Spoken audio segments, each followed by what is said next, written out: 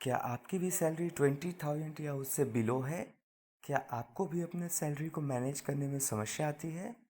चिंता मत कीजिए, मैं आपको सिखाऊंगा कि बजट को कैसे मैनेज किया जाता है एक प्रोफेशनल की तरह।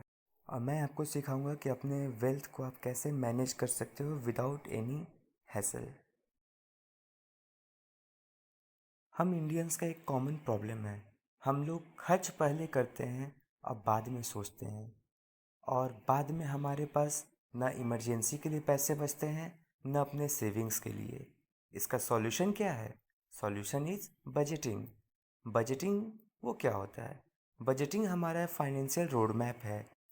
Budgeting is not about restricting yourself, rather about taking control on your actions.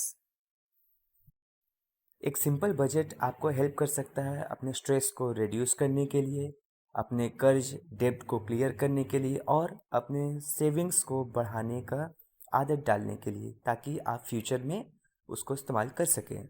एक क्विक टिप, यूज़ 50-30-20 रूल, यानी कि अपने इनकम को 50% में डिवाइड कीजिए जितना आपको नीड है, 30% में डिवाइड कीजिए जितना आपका वांट्स है, और 20% डिवाइड कीजिए सेविंग्स और डेब्ट को चुकाने के लिए। ये आपके लिए गेम चेंजर हो सकता है। आइए आपको इसको डिटेल में समझाते हैं। बजट का फर्स्ट पार्ट होता है एसेंशियल एक्सपेंसेस।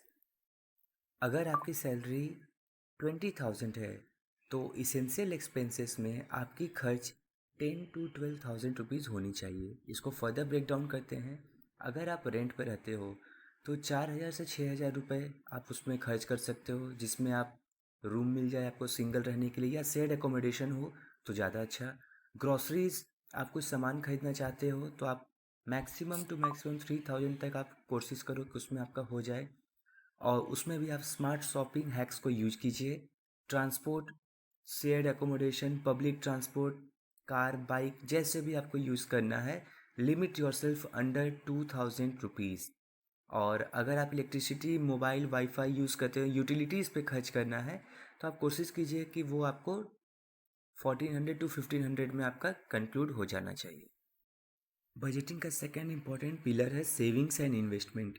इसमें आपको 20% अपना यूज करना है 50-30-20 रूल के अंदर, जिसमें आप 2,000 रुपीज़ तक इमरजेंसी फंड के लिए सेव कीजिए।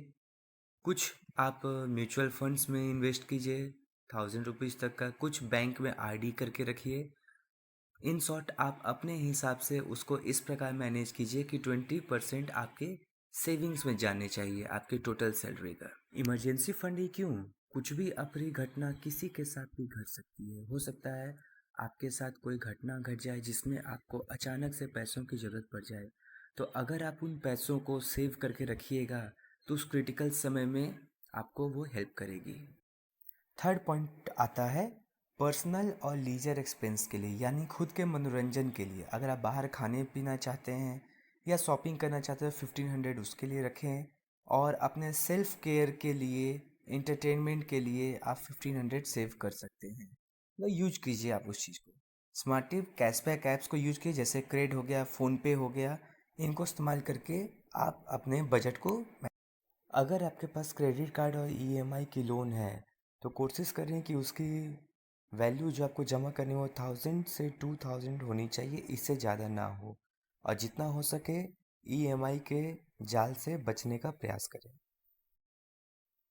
अब कुछ ज़बरदस्त savings tips. First, cashback apps को यूज करें। बिल भरने पर जिन ऐप से आपको पैसे वापस मिल जाए उन ऐप्स को आप यूज करें, जैसे क्रेड, फ़ोनपे। सेकेंड, घर का खाना खाएं। प्रेप मिल से महीने भर के आप 10,000 रुपीज़ तक भी सेविंग्स कर सकते हैं। थर्ड, टैक्सी छोड़ें, आप बस, मेट्रो इनसे ट्रैवलिंग करें तो आपका 1,500 के आसपास और सेविंग्स हो सकता है।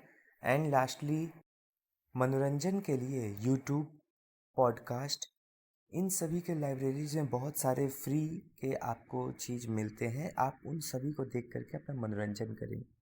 बाहर जो आप अपने फिल्म देखने के लिए ज़्यादा खर्च करेंगे, उनसे अच्छा और ज्ञानवर्धक चीज़ भी आपको इस जगह पे मिल सकता है, तो आप इसका इस्तेमाल करें। तो देखा आपने, अनुशासन से 20,000 रुपये में भी जादू हो सकता है। सारांश में, 60% आप अपने ज़रूरतों के लिए खर्च करें, 20% सेविंग्स में एकदम सेव करें और 20% एंटरटेनमेंट में यूज करें। कर्जों से बचने का प्रयास करें, अपने खर्चों को कम करें और अपने सेविंग्स को बढ़ाएं। याद रखें, आज से ही आपकी आर्थिक आज़ादी की शुरुआत होती है। अगर ये वीडियो आपको हेल्प किया तो लाइक बटन दबा दें, दोस्तों के साथ शेयर करें और सब्सक्राइब करें और कमेंट में बताएं कि आप अपनी सैलरी का बजट कैसे बनाते हैं।